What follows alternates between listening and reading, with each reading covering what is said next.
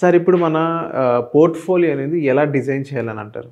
చూడండి నిహాల్ గారు, ఇప్పుడు జనరల్‌గా పోర్ట్‌ఫోలియో డిజైన్ చేసేటప్పుడు రిటర్న్స్ చూసుకోవాలి మనం. ఎంత పర్సెంట్ రిటర్న్? ఎంత పర్సెంటేజ్ జనరల్‌గా మీరు ఎంత పర్సెంట్ ఎక్స్‌పెక్ట్ చేస్తారు? అంటే మ్యూచువల్ ఫండ్స్‌లో 12-15% అని అంటారుగా, సేమ్ అంతే. ఇప్పుడు జనరల్‌గా ఏమిటంటే మనకి ఈక్విటీస్ అంటే కంపెనీస్‌లో ఓనర్‌షిప్. ఈక్విటీస్‌లో రిటర్న్స్ ఎలా వస్తాయంటే ఇన్‌ఫ్లేషన్ ప్లస్ జీడీపీ. హ్మ్. జీడీపీ ప్లస్ ఇన్‌ఫ్లేషన్ అంటే దేశము ఎంత జీడీపీతో ముందుకెళ్తుంది ప్లస్ ఇన్‌ఫ్లేషన్ ఎంత ఉందో రెండు కలిపితే ఎంత వస్తాయో అంత రిటర్న్స్ ఈక్విటీస్‌లో వస్తాయి. జీడీపీ 6-7% ఉంది. ఇన్‌ఫ్లేషన్ ఒక 10-12% ఈక్విటీస్‌లో వస్తాయి. అయితే మీరు ఈక్విటీస్ అంటే ఇక్కడ నేను చెప్పేది Sensex, Nifty, broader indices. Markets అంటేనే సెన్సెక్స్, నిఫ్టీ లేదా Nifty mid cap, Nifty small cap. ఇవి నిఫ్టీ 500 టాప్ 500 కంపెనీస్‌ని మనం మార్కెట్స్ అంటాం. బియాండ్ 500 మార్కెట్స్ కాదు. అది ప్రజలు అర్థం చేసుకోవాలంటే బియాండ్ 500 కంపెనీస్లో పెట్టి 12-15% వస్తే మీరు చెప్పారు కదా అంటే పోయే అవకాశం. చాలా కంపెనీస్ జీరో అయినాయి. ఈక్విటీస్లో ఉన్న మేజర్ ప్రాబ్లం అదే.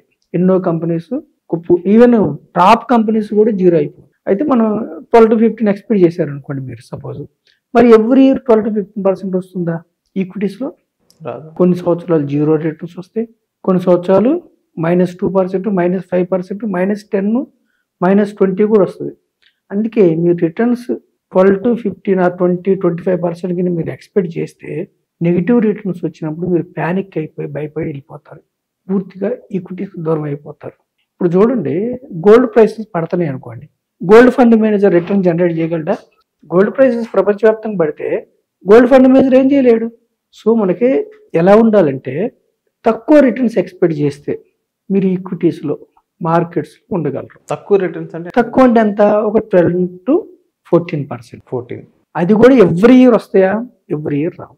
లాంగ్ టర్మ్ 5 years పైన ఉంటే 10-12% లేదా 13-14% కూడా సెన్సెక్స్, నిఫ్టీలు ఇచ్చాయి. అయితే ఇక్కడ ఏమిటంటే ప్రజలు అర్థం చేసుకుందంటే వాళ్ళ పోర్ట్ఫోలియో డిజైన్ చేసుకునేటప్పుడు మీకు ఎంత రిటర్న్స్ కావాలి అన్న దాన్ని బట్టి మీరు పోర్ట్ఫోలియో డిజైన్ చేసుకోవాలి.